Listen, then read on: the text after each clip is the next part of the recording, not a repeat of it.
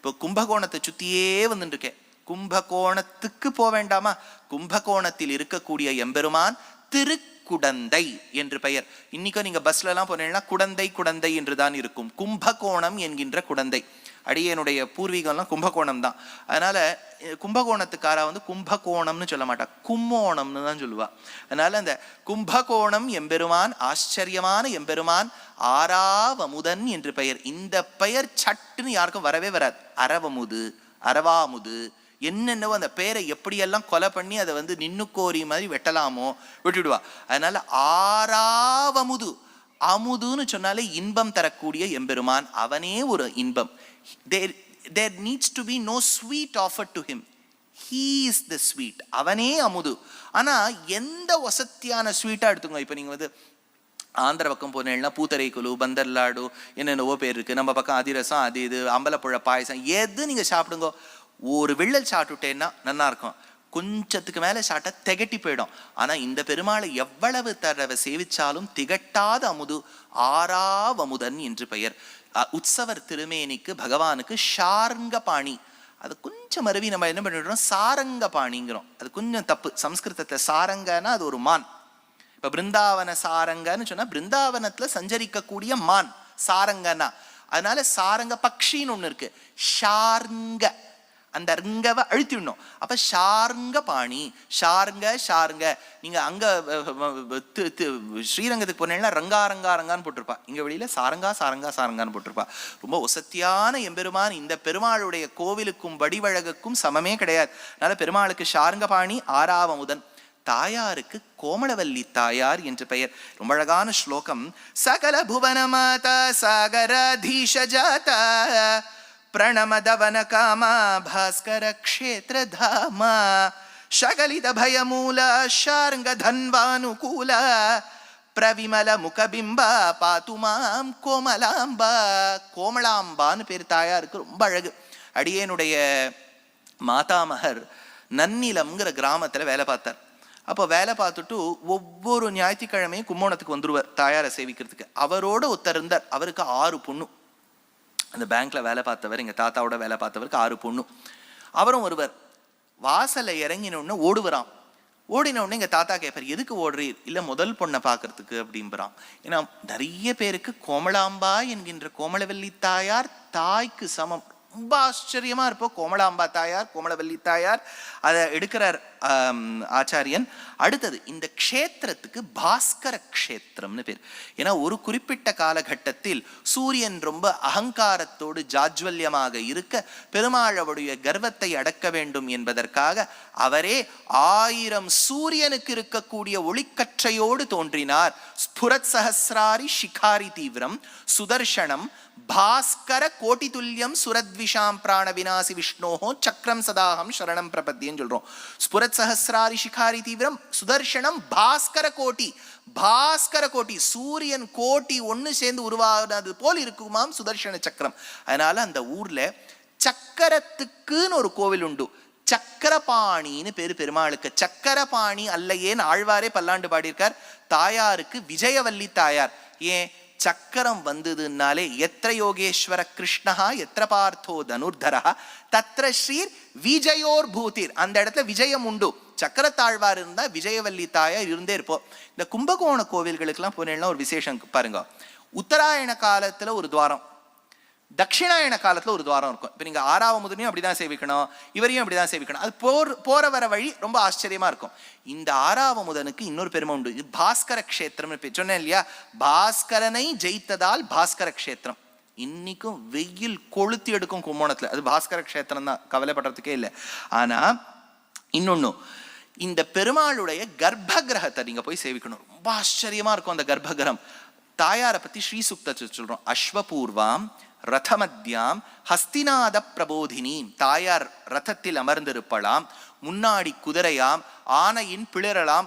அதோட மகாலட்சுமி தாயார் வருவோம். இங்க மகாலட்சுமியோடு கூடிய ஆறாவமுதன், முன்னாடி அஸ்வங்கள், துவாரபாலகர்கள், பெரிய பெரிய சக்கரம். அவ்வளவு அழகா இருக்கும். இந்த கர்ப்ப கிரகத்தையே நீங்க பார்த்துட்டு இருக்கலாம். அவ்வளவு அழகான பெருமாள். இன்னொன்னு, இந்த பெருமாள் புஜங்க சயனமோ வீர சயனமோ இல்ல, உத்தான சயனம்னு பேர். உத்தான சயனம்னா என்னன்னா அதுக்கு ஒரு சரித்திரம். திருமழிசை பிரான் எழுதியிருந்தார். இது வரைக்கும் திருமிழிசை ஆழ்வார்னு வச்சுங்க. அப்புறம் பிரான மாறுவர். திருமிழிசை ஆழ்வார் ஏழிருந்தார்னா எழுந்தருளி இருந்தார். எழுந்தருளி இருந்தார்னா வந்தார். இது எவ்வளவு செலுப்பு இல்லை? அதை வந்தார் திருமிழிசை ஆழ்வார். வந்த உடனே பெருமாளை சேவிச்சார். சேவிக்கணும்னு ஆசை. உள்ளுக்குள்ள வரும்போதே அங்க பட்டர் சுவாமி சொல்லிட்டாராம், சீக்கிரம் சீக்கிரம் உள்ள போங்க, தர போட்டுருவான்னு. ஆழ்வார் பாடிண்டே போறார். நடந்த கால்கள் நொந்தவோ நெடுங்க ஞாலமேனமாய் இடந்தமை குலுங்கவோ திரண்டு காவிரி. நீ அன்னைக்கு ராமரா நடந்ததுனால கால் வலிச்சு ஓலி நீ போட்டுக்காம கீழப்படுத்தினுட்டியா? இப்படிலாம் ஏதோ கேள்வி கேட்டுட்டே போறார். அப்ப என்ன எடுத்து சட்டுன்னு போட போறா. அப்ப திருமிழிசை ஆழ்வார் கோபம் வந்தது. ஏன்னா திருமிழிசை ஆழ்வாரே சக்கரத்தாழ்வாருடைய அம்சம், ஞாபகம் வச்சுங்க. அவருக்கு கோபம் வந்து விட்டது. நான் வந்திருக்கேன், எனக்கு நீ சேவை கொடுக்க மாட்டியா? கிடந்தவாறு எழுந்துக்கோ. பெருமாள் பயந்துட்டார். இவர் வந்தோன்னு ஐயோ திருமிழிசை பிரான் வரான்னு எழுந்துட்டார். எழுந்துக்கிற சமயத்துல ஆழ்வார் யோசிச்சாரா, நமக்காக எழுந்துக்கிறாரே பெருமாள், ஐயோ நமக்காக எழுந்துக்கூடாது, எப்படி இருக்கியோ அப்படியே இரு. ஆழ்வாருக்கு என்ன எண்ணம்னா, பெருமாள் இன்னும் எழுந்துக்கல, படுத்துன்னு இருக்க, நமக்காக எழுந்துக்க போறாருன்னு இவருக்கு தெரியல. இவர் சொல்றதுக்குள்ள பெருமாள் பாதி எழுந்துனுட்டார். அப்படியே இருந்துட்டாரா? இந்த குழந்தைகளாக இருக்கக்கூடியவா ஃப்ரீஸ்ன்னு ஒரு விளையாட்டு விளையாடுவா. எந்த போஸ்ட்ல இருக்கிற ஃப்ரீஸ், பெருமாள் அப்படியே ஃப்ரீஸ் ஆயிட்டார். பாவம் படுத்துக்கவும் இல்லை. அவர் இந்த L3 L4 என்னாச்சுன்னே தெரியல பெருமாளுக்கு. அங்க உத்தான சயனம்னு பேர். படுத்துட்டு இருக்கவும் இருக்க மாட்டார், உட்கார்ந்துட்டு இருக்கவும் இருக்க மாட்டார். அரையும் குறையுமா இந்த 45 டிகிரிஸ்ல இருப்பார் பெருமாள். உத்தான சயனம்னு பேரு. ஸ்ரீதேவி பூதேவி பெரிய கர்ப்பகிரகம். அதுவும் இந்த கும்பகோண கஷேத்திரத்துக்கிட்ட இருக்கக்கூடிய கோவில்களுக்கெல்லாம் போறீங்கன்னா கர்ப்பகிரகத்திலேயே ஆலிலை கிருஷ்ணர்னு இருப்பார். ஒருவேளை குழந்தை வேண்டும் என்கின்ற இச்சை அபிலாஷையோடு இருக்கக்கூடிய தம்பதி பிரார்த்தித்தால் அந்த பெருமாளை கையில கொடுத்து நம்ம ஒரு 2 ஸ்லோகம் பாடலாம். பாட தெரியாதவா அப்படியே கொடுத்துடலாம், ரொம்ப அவர் கஷ்டப்படுத்தக்கூடாது, விட்டுணும் அதை.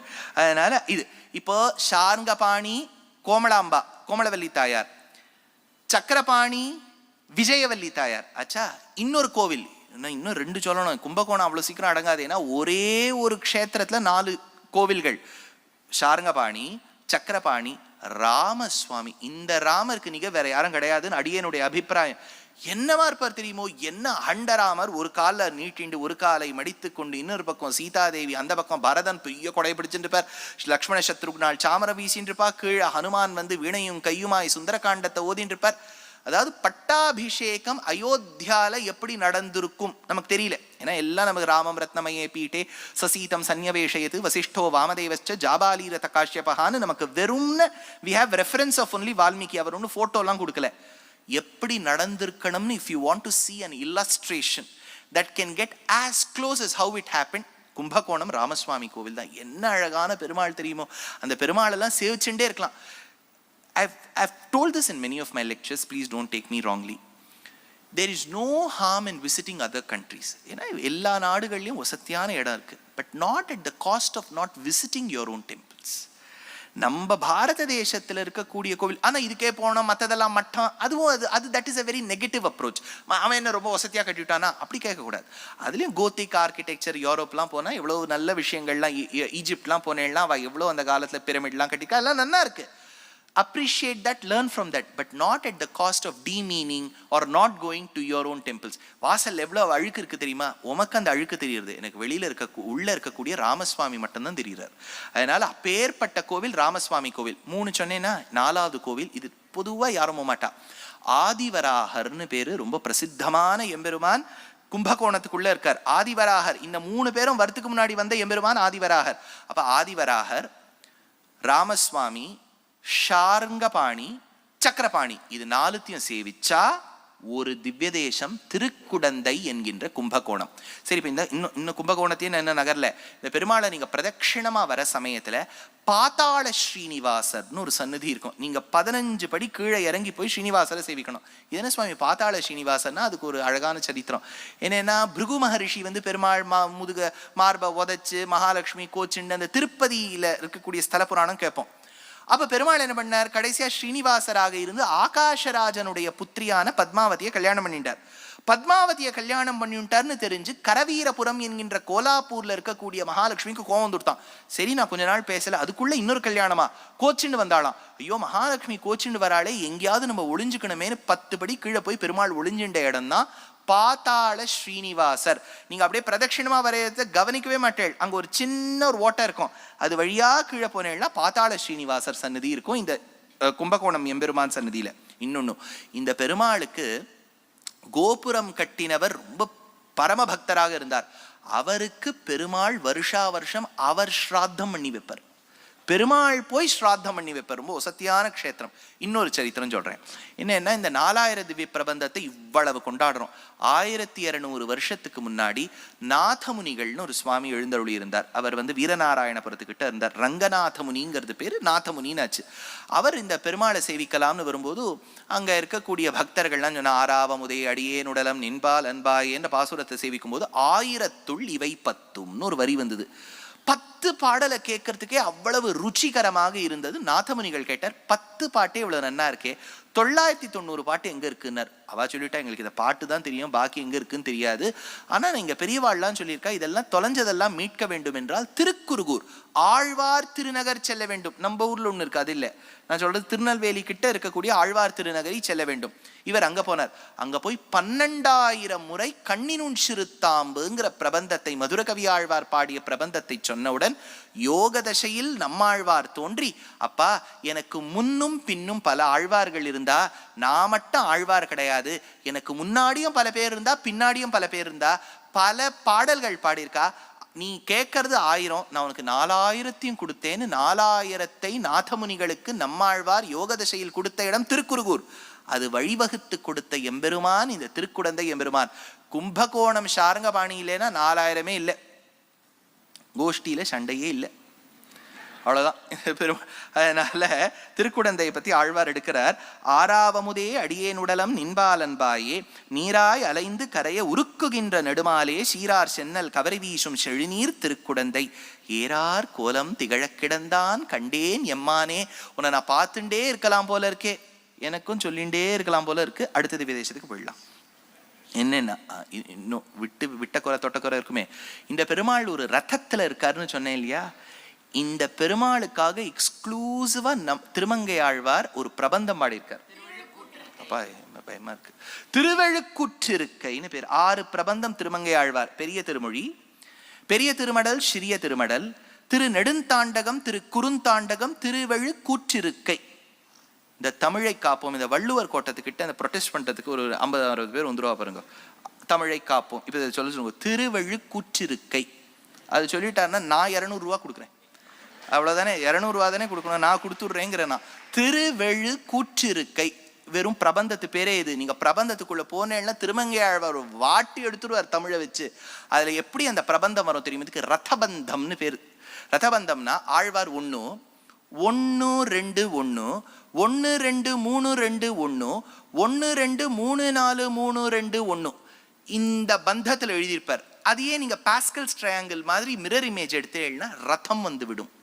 இது தமிழ்ல இருக்கக்கூடிய ஒரு இமேஜை வச்சு எழுதின ஒரு காவியம் திருவெழுக்கூற்றிருக்கை. இந்த பெருமாளுக்காகவே சமர்ப்பித்தார் திருக்குடந்தை.